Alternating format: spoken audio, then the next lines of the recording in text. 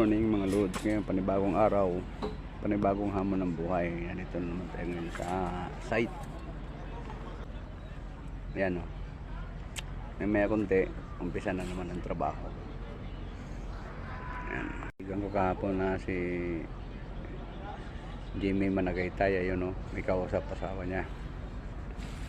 Yan yung ano. Yan, i-zoom natin ng konti. Yan yung Clark International Airport. Yan ang katabi.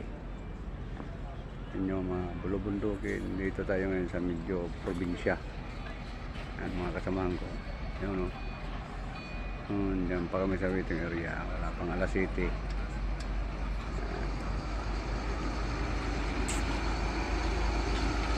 May mga truck dumadaan. Hanggang dito na lang ang mga loads. Magandang umaga sa ating lahat.